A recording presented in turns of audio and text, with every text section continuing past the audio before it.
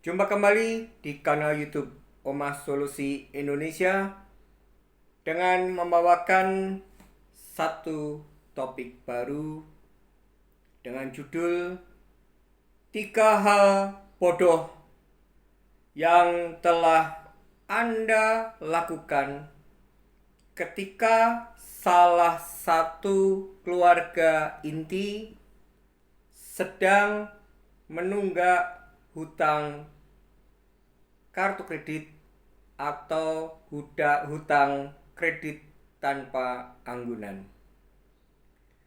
Video ini saya buat tanggal 24 Agustus 2026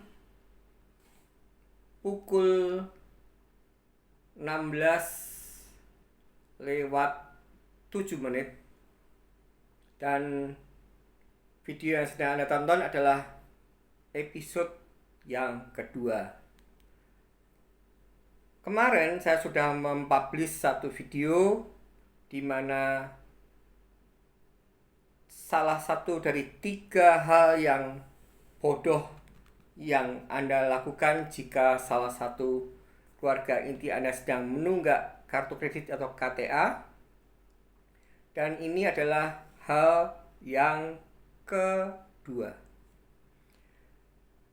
Hal yang kedua ini adalah ketika Anda bukan si empunya hutang kartu kredit atau kredit tanpa anggunan, dan Anda telah ditarget oleh kolektor dari penerbit kartu kredit ataupun dari bank kredit tanpa anggunan, di mana mereka mengetahui bahwa Anda adalah salah satu orang yang bisa dimanfaatkan untuk dilakukannya tindakan bodoh yang akhirnya Anda terpancing dan Anda melakukannya. Apakah yang saya maksud hal yang kedua Anda berbuat bodoh? Yaitu ketika Anda diteror, dan peneroran ini atau dihubungi oleh kolektor desk call melalui telepon ataupun datang debt call, dan Anda menyambut mereka dengan sebuah respon yang boleh dikatakan memberikan harapan kepada kolektor tersebut. Harapan ini banyak rupanya. Pertama, mereka melihat Anda yang paling baper di antara keluarga inti si empunya hutang. Kemudian ada option lain bahwa mereka mengetahui kelemahan Anda. Misalkan karena Anda profesinya adalah ikut orang ataupun wira swasta, di mana itu Anda merasa direcoki dan Anda merasa bahwa jika hutang salah satu keluarga inti yang saat ini sedang terjadi tidak segera dibereskan, maka ketentraman Anda dalam mencari mata pencaharian ataupun di keluarga akan menjadi kacau balau. Dan akibat dari itu, bisa jadi Anda ini akan diberikan sebuah penawaran. Bagaimana Pak jika Anda tetap tidak melakukan pembayaran terhadap hutang salah satu keluarga inti Anda? Maka teror ini atau Anda yang akan selalu saya hubungi. Dan kemudian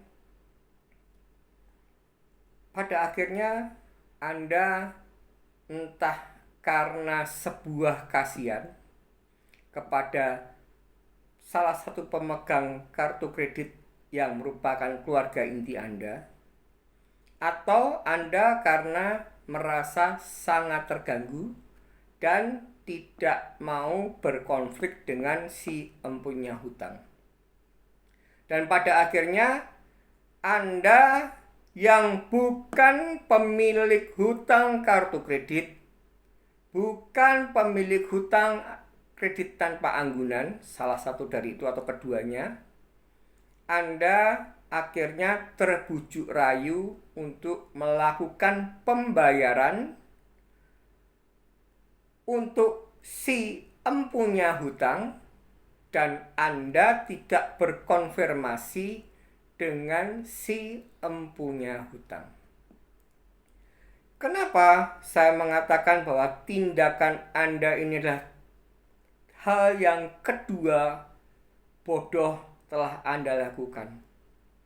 Karena pada dasarnya bahwa yang perlu Anda ketahui jika ternyata Anda telah melakukan apa yang sudah saya utarakan di video ini, untuk melakukan pembayaran hutang itu yang boleh untuk bernegosiasi, dihubungi dan dipertanyakan senantiasa atas program-program yang diajukan keringanannya itu, sebenarnya yang boleh memutuskan adalah si empunya hutang.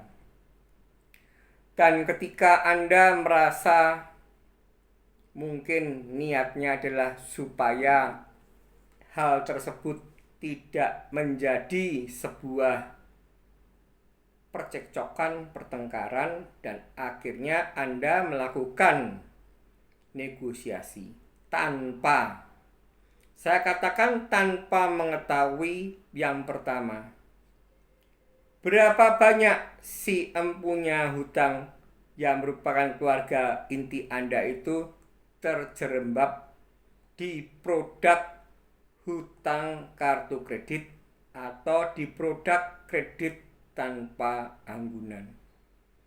Karena di sini ini sangat krusial ketika Anda menganggap bahwa katakanlah yang menteror itu adalah salah satu kreditur dari bank BCA misalkan, atau Mandiri, atau BNI, atau Bank Mega. Dan Anda merasa ya sudah, cuman kali ini dengan harapan yang lainnya juga mungkin tidak ada tagihan.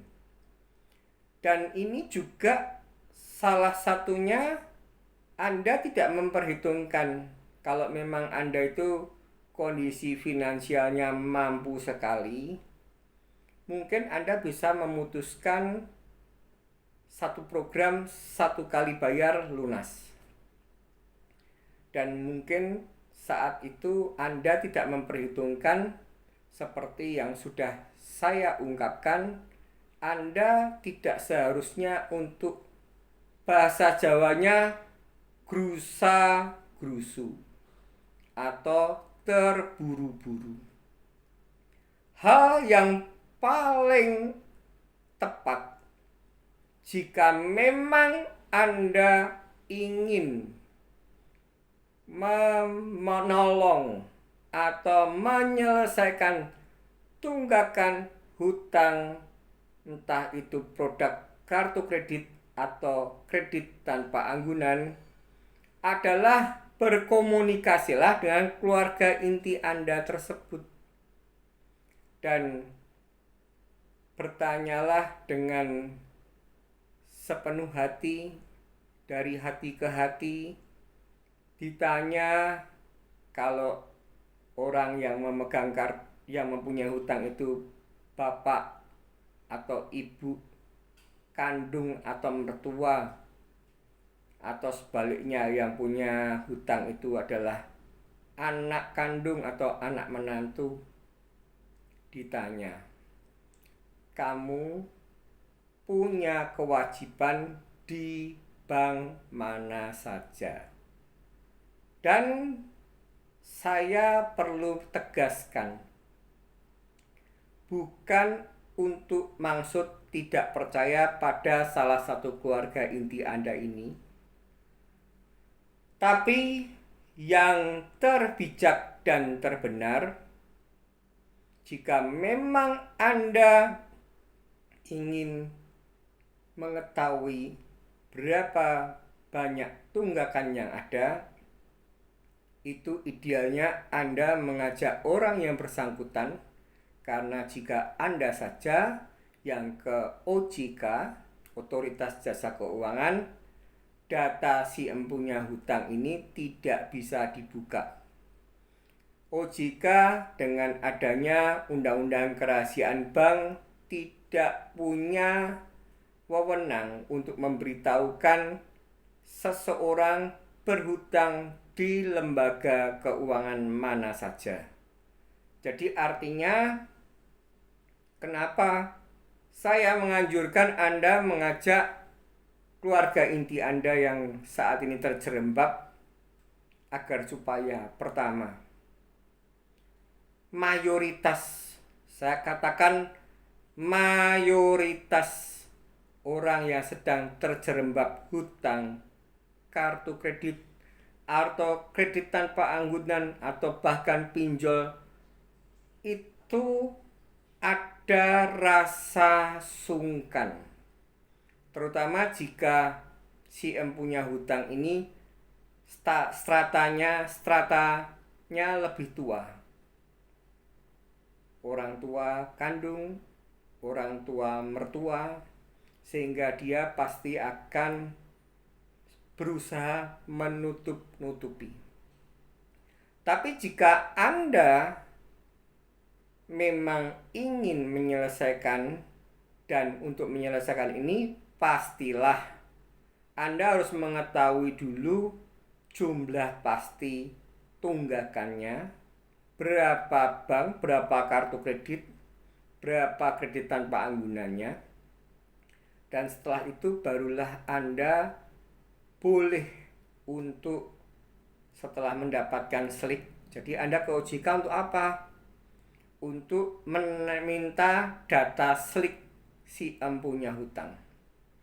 Dari situ secara otomatis akan terlihat berapa banyak kartu kredit yang sedang menunggak dari bank mana saja, berapa banyak produk kredit tanpa anggunan yang sedang menunggak dari bank mana saja, dan dari situ barulah Anda berpikir secara tepat, cermat, dan bijak. Jangan punya anggapan, saya katakan jangan punya anggapan yang neror ini kan baru bank, katakanlah contoh yang saya umpamakan Bank Mega misalkan. Nanti ketika Anda membereskan Bank Mega, percayalah pada saya, di mana si empunya hutang yang merupakan keluarga inti Anda itu mempunyai tagihan di bank lainnya, maka mereka akan menggunakan cara yang sama. Di sini artinya Anda mampu tidak untuk melakukan itu. Jika misalkan saat ini bisa dikatakan Anda mempunyai spare dana atau cadangan dana 30 juta, bisa membereskan 2 tunggakan hutang kartu kredit atau 1 produk kredit tanpa anggunan. Percayalah pada saya, yang lainnya akan nimbrung dengan cara yang sama. Yang ditagih, yang dikejar adalah Anda. Dan saya katakan pada Anda yang akan melakukan tindakan bodoh yang kedua ini, atau yang sudah melakukan tindakan bodoh yang kedua ini, Anda akan menyesal. Karena apa? Karena di video yang akan saya buat terakhir, di episode yang ketiga, saya akan berikan tunjukkan cara melakukan pengaduan menggunakan portal OJK melalui website. Dan karena ketika Anda telah melakukan hal yang saya akan berikan wacana dan edukasi di video ke depan, nantinya niscaya bahwa gangguan terhadap ketentraman mencari rezeki Anda, ketentraman rumah tangga Anda itu akan sirna dengan sendirinya. Jadi ini pun juga menjadi sebuah catatan khusus kepada pemegang atau penunggak hutang kartu kredit atau kredit tanpa anggunan yang tidak pernah mau menuruti himbauan saya, yaitu paling tidak 1 tahun sekali Anda tarik selik. Karena Anda juga harus mengantisipasi agar supaya keluarga inti Anda tidak melakukan hal bodoh, membayar hutang Anda. Dan kalau membayarnya itu memang dalam kondisi, saya katakan, dalam kondisi finansial yang kuat, itu pun sebenarnya adalah hal yang baik adanya. Hal yang kurang baik adanya hanyalah cara menegosiasi, kemudian yang terbijak atau yang benar adanya adalah harus menggunakan sebuah keterus-terangan, sehingga yang Anda pemilik hutang di sebuah lembaga atau bank, entah itu produknya kredit card ataupun KTA, Anda mengetahui, oh yang ini lunas, yang bayar siapa.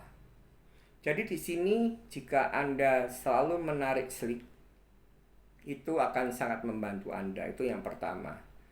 Yang kedua adalah jangan pernah, saya ini memberikan catatan pada yang pemegang hutang ya, yang Anda sudah mengetahui caranya untuk manajemen stres ketika Anda diteror oleh debt call atau desk call, sehingga akhirnya Anda tidak diteror.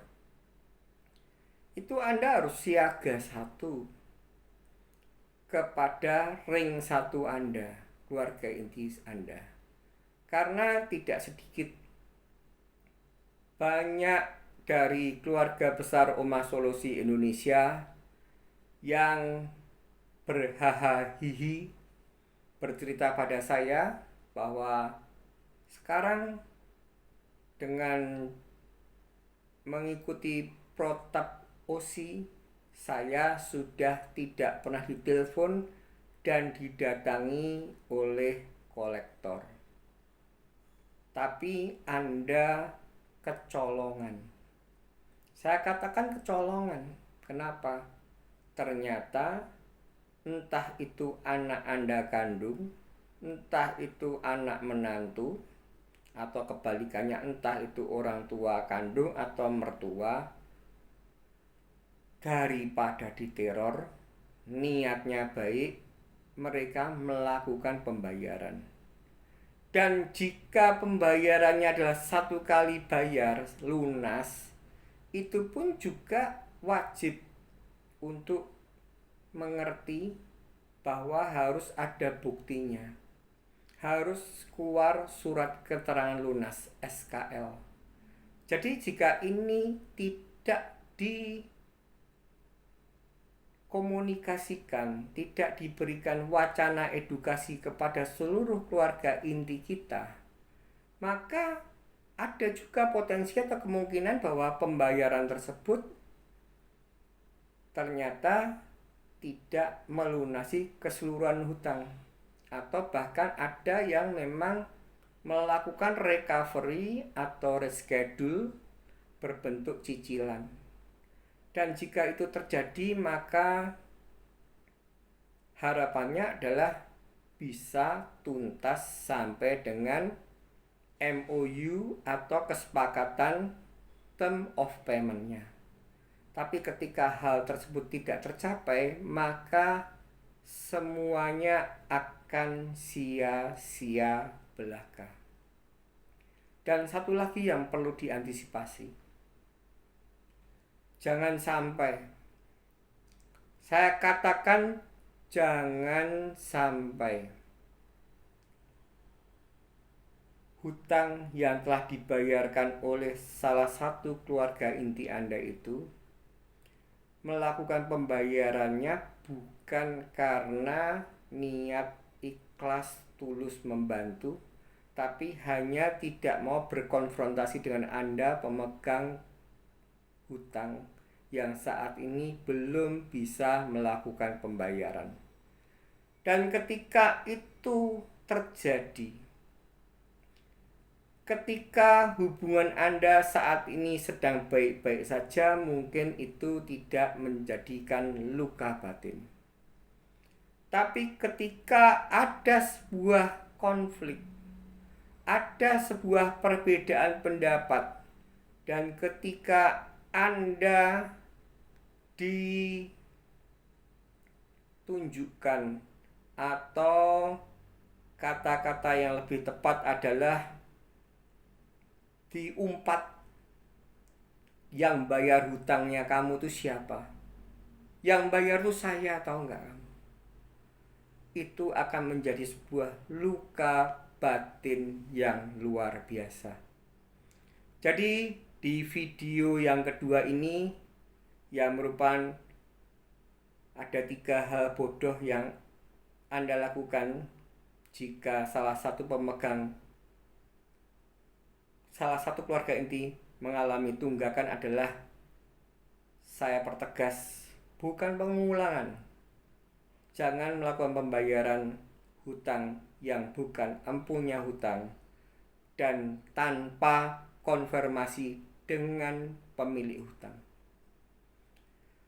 Jangan pernah menghindar konflik sesaat, tapi akan membuat konflik yang kedepannya lebih meruncing.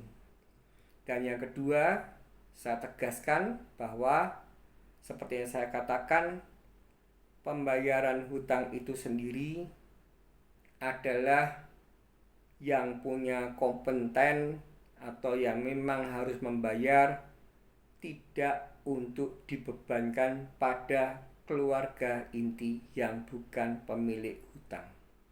Dan jangan pernah untuk tidak menonton di episode yang terakhir. Ini akan krusial sekali, di mana videonya mungkin akan sangat panjang. Di situ akan saya jelaskan tentang portal OJK. Saya juga akan menerangkan tentang pembodohan masyarakat oleh kolektor. Banyak hal yang sangat berguna bagi keluarga inti yang salah satunya mempunyai hutang produk kartu kredit atau kredit tanpa anggunan, sehingga saya katakan sehingga